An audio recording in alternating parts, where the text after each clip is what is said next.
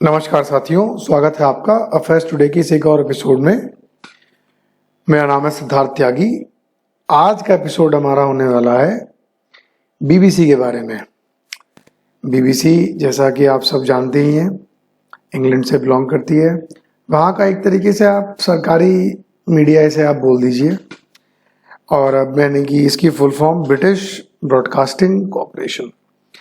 अब बीबीसी को थोड़े से यहाँ पे टैक्स ट्रबल्स आने शुरू हो गए हैं। ये वैसे जाहिर सी बात है, क्यों आने शुरू हो गए हैं आप सबको पता है, बट कोई भी कार्रवाई इस तरह की जो की जाती है वो करी विद इन लॉ जाती है। ऐसा नहीं होता कि वो लॉ के बिना कर दी जाएगी। हाँ, ये जरूर होता है उसमें कि अचानक से सरकार एक्टिवेट कैसे हो जाती है, उतना जरूर आप क्वेश्चन कर सकते हो, लेकिन आप ये नहीं बोल सकते कि बीबीसी ने कुछ किया नहीं है। ऐसा नहीं होता है। हम आगे एक्सप्लेन करेंगे कि क्या पूरा इन टोटलिटी पूरा इशू क्या है। देखिए, जैसा कि आपको पता होगा कि G20 समिट चल रही है, और G20 समिट में इनके foreign minister James Cleverly UK से आए और उन्होंने जयशंकर जी से बात करी। तो अब जैसे G20 में डिस्कशन में से बीबीसी तो नहीं है, हालांकि ये बीबीसी के बारे में बात करने आ गए कि आप ऐसे ऐसे बीबीसी पे जो टैक्स कार्रवाइयां हो रही हैं आप वो सब कीजिए। जयशंकर साहब का सीधा सीधा रिप्लाई था कि entities operating in India must comply. Jaishankar's response to UK's cleverly on BBC tax issue. देखिए, हमारा सिंपल सा स्टांस है कि अगर कोई भी इंडिया में कोई भी संस्था है, कोई इंस्टीट्यूशन है, उसको लॉ तो अवॉइड करना ही पड़ेगा ना। बिना लॉ के अवॉइड करे वो कैसे सर्वाइव करेगा। Nothing is above law, we must understand this. But ये इंग्लैंड के साथ एक प्रॉब्लम है कि उनका एक कॉलोनियल माइंडसेट है, वो नहीं जा सकता उनका, क्योंकि उन्होंने कई सौ साल दुनिया पे राज किया है। अब वो स्लिप हो रहे हैं, ना वो मिलिट्री पावर है, वो कहीं से भी उनका एक सिस्टम नहीं है कि वो दुनिया को प्रोपेगेट करे। बट वो जो कॉलोनियल माइंडसेट है, वो माइंडसेट नहीं जा रहा। कहते हैं ना कि पुराने जो राजे रजवाड़े होते हैं, उनके साथ एक चीज होती है कि राज चला गया, ठाट नहीं गई। सिंपल वही चीज इनके साथ एक यही प्रॉब्लम हो रही है। They are economically getting weaker. हर चीज इनके देश में इंटरनल बहुत समस्याएं हैं, हमें अभी आगे उसके बारे में बात करेंगे, लेकिन इन लोगों का जो वो प्रोपेगेंडा मशीनरी है वो नहीं जा रही, और उसके लिए वकालत भी कर रहे हैं। इंग्लैंड के अंदर इस समय दोस्तों फूड शॉर्टेज चल रही है। जब से इन्होंने ब्रेक्जिट लिया है और ऊपर से कोरोना, इनके साथ हर तरीके से मिसमैच हो रही है इनकी economic conditions. It is not going favourable. बहुत प्रॉब्लम में ये लोग जा रहे हैं। बट इनका ध्यान बीबीसी जैसी चीजों में भी है, इनका पूरा ध्यान यहाँ नहीं है। इनका ध्यान ऐसी प्रोपेगेंडा की चीजों में भी लगा रहता है कि हम कैसे, मतलब ये एक इनका बाय डिफॉल्ट एक नेचर है कि हर कंट्री के बारे में अपने हिसाब से इमेज को मैनिपुलेट करके दिखानी ही दिखानी है। नॉनदलेस, जैसा कि आप यहां पढ़ सकते हैं, UK food shortages, minister summon supermarket bosses for urgent talks fruit and veg crisis gets even worse. तो आप यहां समझिए मैं क्या कहना चाह रहा हूं कि सिचुएशन काफी अलार्मिंग है इनके यहाँ पे। खाने की कमी वाकई में है, और इनको कुछ ना कुछ अर्जेंट स्टेप्स लेने पड़ेंगे। और काफी अदर जो कंट्रीज हैं, जो यूके के आसपास जो नेबरिंग कंट्रीज हैं, जो वीक कंट्रीज हैं, वो अप हो रही हैं, वो इकोनॉमिकली अप हो रही हैं, या फिर आप ये बोल दीजिए कि वो ये उनसे इकोनॉमिकली नीचे जा रहा है। आप इसको कैसे समझ लीजिए।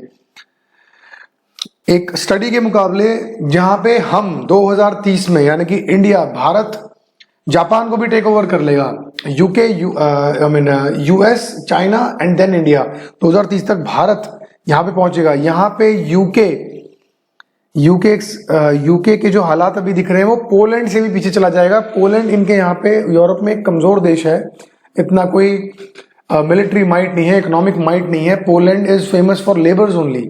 यहाँ पे लोग यूके में जाते हैं काम करने के लिए। पोलैंड के लोग यूके जैसे देशों में जाते हैं काम करने के लिए, एम्प्लॉयमेंट के लिए, और वो भी यूके को सरपास करने वाला है, which is quite an alarming situation. अब ऐसे में यूके के हाथ से चीजें, खुद की इकोनॉमिक की चीजें स्लिप हो रही है, बट ये प्रोपेगेंडा मशीनरी नहीं छोड़ेंगे। ये वेस्ट का माइंडसेट है शुरू से ही।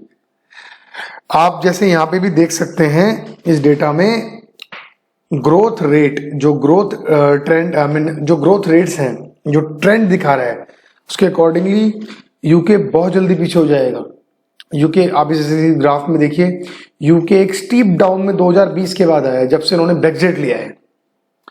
तो BBC tax surveys echoes in UK parliament, economic times की जैसे ये न्यूज है, इनके पार्लियामेंट में बीबीसी को लेकर बहुत बातें हुई थी, स्टेटमेंट्स आए थे कि हम बीबीसी के साथ हैं, we stand up for BBC, freedom is important, says David Rutley. हालांकि इनके ये जो फ्रीडम के प्रोपेगेंडा है, ये अपने देश के बारे में इन्होंने क्या किया, बंगाल फेमाइन कैसे आया, ये सब इस टाइम पे इस चीज़ों के लिए नहीं आएंगे।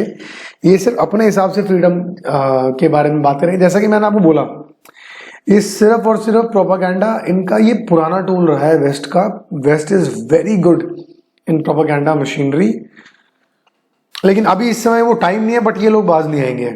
हमारे वाइस प्रेसिडेंट ने भी दबी जुबान में इनको कंडेम किया, फॉरेन मिनिस्ट्री ने तो साफ साफ कंडेम किया। ये पीएम मोदी के बारे में जो डॉक्यूमेंट्री है, that is a propaganda and colonial mindset को रिफ्लेक्ट करता है। ये पहले, ये आज की कहानी नहीं है, पहले भी ऐसे ही हुआ था। इंदिरा गांधी के टाइम पे भी ये लोग, इंदिरा गांधी ने भी 2 बार बैन किया था। इन्होंने कोलकाता की एक ऐसी इमेज दिखाई थी जो कि थी नहीं, बट फिर वही बात है, इनका प्रोपेगेंडा एक मशीनरी है, वो चली आ रही है। No matter government is friendly with India और नॉट, उससे फर्क नहीं पड़ता। इनका वो जो माइंडसेट है वो दुनिया को किसी भी तरीके से अपनी बातें छुपाना और दुनिया को किसी भी तरीके से नीचा दिखाना, this is in the core, ये इनके कोर में है। तो आगे आने वाले टाइम में देखना बहुत इंटरेस्टिंग रहेगा। इंडिया ने तो कहीं ना कहीं एक्शन लेना हल्का हल्का स्टार्ट कर दिया है, तो पर उसमें आप ये मत समझिएगा कि इन्होंने कुछ किया नहीं, हम जबरदस्ती इंडियन गवर्नमेंट पीछे पड़ रही है। हर इंस्टीट्यूशन की कोई ना कोई कमजोरी होती है, legally speaking it is up to the government वो कब एक्टिव होती है। बस आप इसको इतना समझ लीजिए, कुछ ना कुछ टैक्स में फ्लॉज जरूर होता है, बिना फ्लॉ के कोई आपको हाथ नहीं लगा सकता। इस देश की जुडिशरी बहुत इंडिपेंडेंट है, आप ऐसे गवर्नमेंट मनमानी नहीं कर सकती। ऑलराइट, तो आगे आने वाले टाइम में देखते हैं क्या होता है। तो हम जैसे जैसे जो अपडेट्स आएंगे हम आपको देंगे। Thank you very much. If you like the content, please like the video. If you do like the video, please consider subscribing our channel as well. Thank you so much. Thank you.